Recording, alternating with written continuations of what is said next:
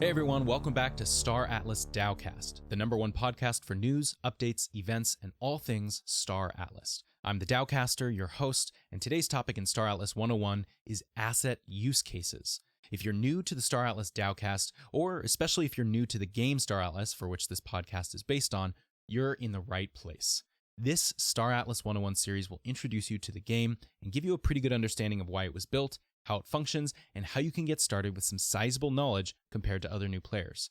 Much of what you hear in these episodes is both paraphrased or quoted directly from the Star Atlas white paper, which can be found in the show notes.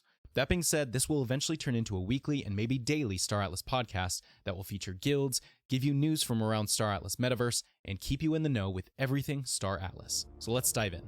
Today's topic, asset use cases.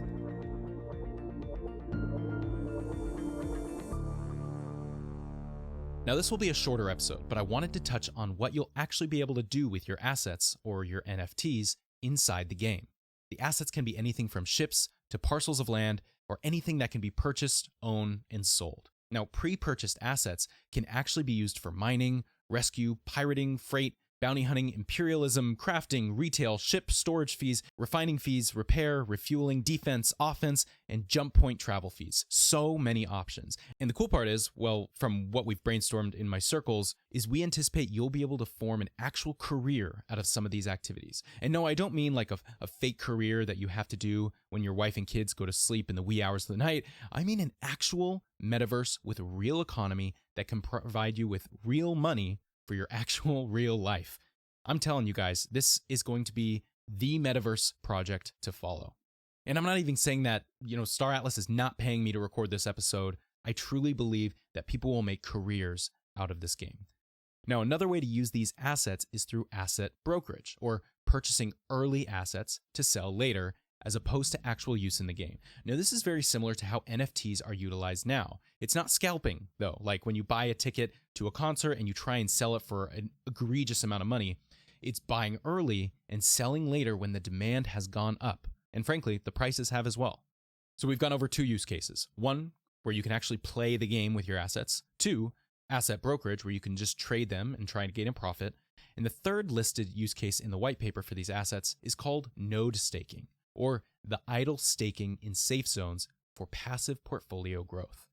Now, this isn't totally clear, 100% clear on what this will entail, but staking in regards to normal cryptocurrency and blockchain, for those of you who don't know, typically requires you to lock an asset so it's unavailable for you to use for a period of time, but will bring you rewards after a certain period of time, like interest. So staking a ship for 3 months, and you can receive 20% of that value in Atlas tokens on top of what you staked, and so on. But we'll release more information on that when we have it.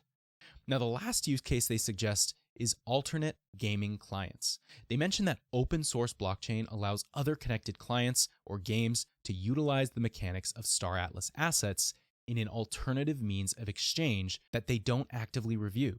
So if you want to build your own portion of the metaverse that serves as its own marketplace, that could be a possibility. Now, this is just the initial list of use cases, but since the game will eventually be owned and governed by the people, it makes sense that more and more will arise as the game grows in popularity. Now, in the next few episodes, we're going to go into the main use cases, the actual things that you can do in the game, like what security zones are, how you can do deep space exploration, what combat looks like, modular construction of space stations, what the crew, components, and professions look like, and all of that, eventually leading to the economics, the Atlas token, the Polis token, all the deflationary mechanics, the NFT release schedule if you're here early, everything, tokenomics, and the long-term vision of the game. So please subscribe to this podcast to be alerted when we publish new episodes. And if you'd like to support this podcast, you can do so at anchor.fm/StarAtlasDowcast/support, or you can find the link in the description. And that'll give you early access and be the first to know